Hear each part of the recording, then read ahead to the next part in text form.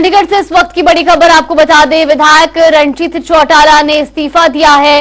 इस वक्त की ये बड़ी खबर, बड़ी जानकारी, विधानसभा सचिवालय कार्यालय को इस्तीफा भेजा गया है। विधानसभा अध्यक्ष ज्ञानचंद गुप्ता ने ये जानकारी दी है।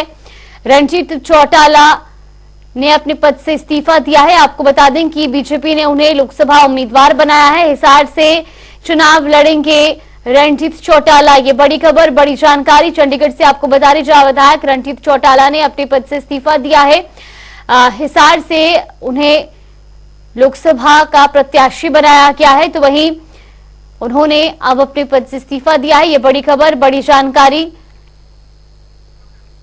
इसी खबर पर ज्यादा जानकारी के साथ हमारे वरिष्ठ सहयोगी पवन सिवर हमारे साथ चुके। पवन, सबसे पहले आपसे जानना चाहेंगे, विधायक रणजीत चौटाला ने इस्तीफा दिया है, फिलहाल क्या कुछ जानकारी सामने आ रही है? जी बिल्कुल, निर्दलीय विधायक रणजीत सिंह चौटाला ने अपने विधायक पद से इस्तीफा हरियाणा विधानसभा सचिवालय में भेजा है। इसके बाद हरियाणा विधानसभा के अध्यक्ष ज्ञानचंद गुप्ता ने जानकारी दी है और बताया है कि उन्हें उनका इस्तीफा मिला है और अब आगे जो इसके ऊपर कार्रवाई जो की जानी है वो कार्रवाई जो है वो की जाएगी। लेकिन फिलहाल रणजीत चौटाला का इस्तीफा विधानसभा सचिवालय को मिला है, ये जानकारी विधानसभा अध्यक्ष ज्ञानचंद गुप्ता ने दी है। दरअसल रणजीत सिंह चौटाला 24 मार्च की शाम को भारतीय जनता पार्टी में शामिल हुए थे। इसके बाद भारतीय जनता पार्टी ने उन्हें हिसार से लोकसभा का उम्मीदवार बनाया है। इसी बीच जो है वो अब रणजीत सिंह चौटाला ने निर्दलीय विधायक के तौर पर जो उनका पद था उस पद से उन्होंने इस्तीफा विधानसभा सचिवालय को भेजा है। जी बिल्कुल पवन, और ऐसे में अब जो सीट उनके पद के इस्तीफे देने के बाद जो खाली हुई है उस पर भी जल्द ही उपचुनाव हो सकते हैं, तो क्या लोकसभा चुनाव के बाद वहां पर उपचुनाव होने संभव है या लोकसभा के दौरान ही वहां पर उपचुनाव हो सकते हैं?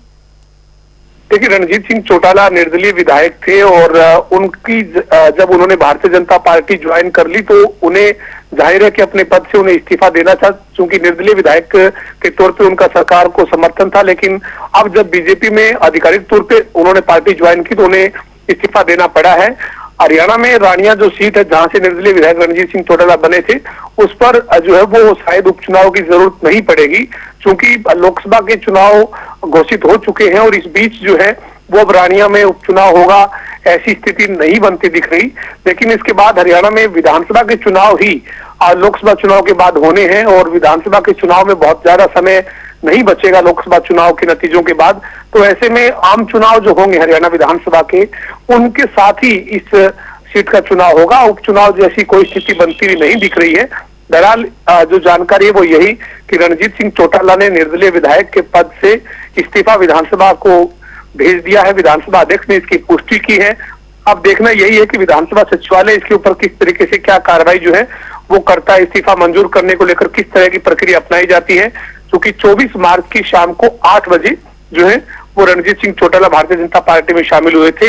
इसके बाद उन्होंने अपना इस्तीफा जो है वो भी दे दिया है और अब देखना यही है कि आगे कार्रवाई विधानसभा सचिवालय की तरफ से, विधानसभा अध्यक्ष की तरफ से क्या की जाती है।